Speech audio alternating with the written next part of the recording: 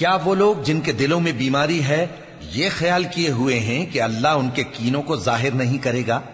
اور اگر ہم چاہتے تو وہ لوگ تم کو دکھا بھی دیتے اور تم ان کو ان کے چہروں ہی سے پہچان لیتے، اور تم انہیں ان کے انداز گفتگو ہی سے پہچان لوگے، اور اللہ تمہارے اعمال سے واقف ہے۔ اور ہم تم لوگوں کو آزمائیں گے تاکہ جو تم میں جہاد کرنے والے اور ثابت قدم رہنے والے ہیں ان کو معلوم کریں اور تمہارے حالات جانچ لیں۔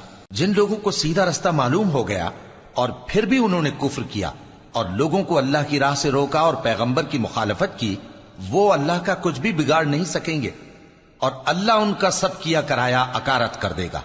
مومنو، اللہ کا حکم مانو اور پیغمبر کی فرما برداری کرو اور اپنے اعمال کو ضائع نہ کرو۔ جو لوگ کافر ہوئے اور دوسروں کو اللہ کے راستے سے روکتے رہے پھر کافر ہی مر گئے، اللہ ان کو ہرگز نہیں بخشے گا۔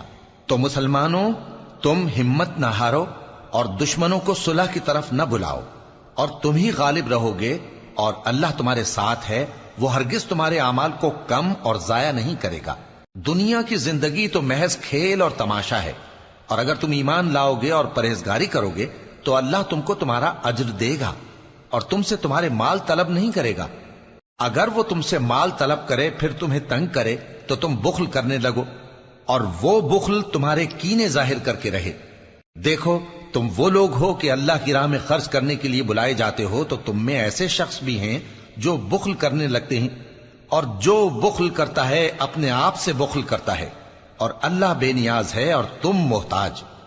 اور اگر تم پھر جاؤ گے تو وہ تمہاری جگہ اور لوگوں کو لے آئے گا، پھر وہ تمہاری طرح کے نہیں ہوں گے۔